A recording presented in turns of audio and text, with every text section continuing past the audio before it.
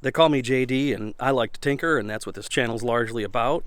And today, I'm going to talk about how I, a grown man, bought myself an electric mini bike. This is the Ego MB1000 mini bike. It's 100% electric, made by Ego, because that's all Ego does is electric stuff. And one of the reasons why I bought it was because I've already bought into the Ego ecosystem, if you will. I got their zero-turn lawnmower. I've got a couple of their leaf blowers. I got their weed whacker, or whipper, or whatever you call it, depending on where you're from. I've even got backup power supplies by Ego. So I figure it might be a good idea to get this. And why would I use this? General, just cruising around the neighborhood, checking things out. And I got to tell you, in the time that I've had it, which is about 80 miles or so, it's pretty fun. Let's talk a little bit more about it. It's got disc brakes and a hub motor. And this is where the batteries are stored. And it's got this extra area for a spare battery.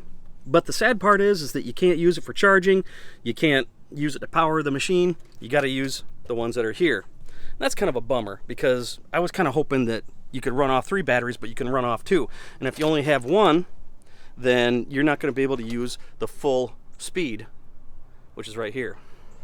And speaking of up here, this is where obviously your throttle is, speed control, what kind of lights you want in the front, the ready button.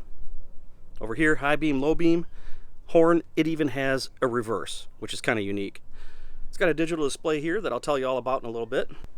And it's good for up to 28 miles per hour. I've gotten it to 27. You get 20 miles on a single charge using both batteries. We're going to talk about batteries in a minute. Got that front and rear suspension that you saw. But overall, this thing is pretty fun. But that fun does come at a cost. If you want this with the 2 7.5 amp hour batteries and the charger, it's going to cost you about $2,000. If you want just the cycle itself, it's about $1,200. But the big question is, what's it like to ride? Let's go find out. So here I am in a neighborhood that I know that's usually pretty quiet.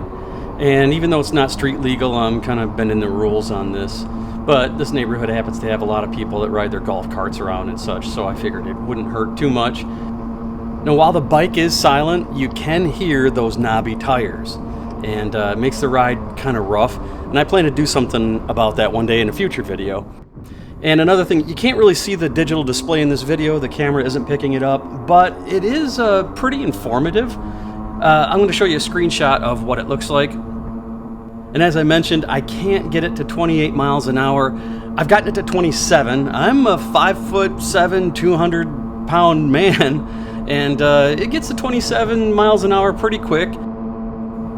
Overall, it's pretty controllable, it's predictable, it's not awkward. Like, I've ridden some mini bikes, like real mini bikes, when I was a little kid, and you know, with the little teeny tiny tires, and they're super low to the ground, and they're just awkward to ride. But this feels like a small dirt bike. It handles reasonably well despite the knobby tires.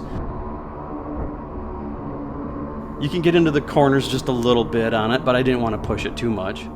It does struggle a bit when you're going up hills. Down hills, yeah, I've been able to get it to, 30 miles an hour, but that's only downhill. Now, I'm starting to go down a pretty decent hill in this neighborhood that I know, and this is where I can get, I think I've gotten to about 32 miles per hour. But I can't stress this enough. It is overall very, very fun to ride. I think it'd be a great beginner motorcycle or cycle for younger kids if you want to get them into riding a motorcycle but not get the full-fledged into it.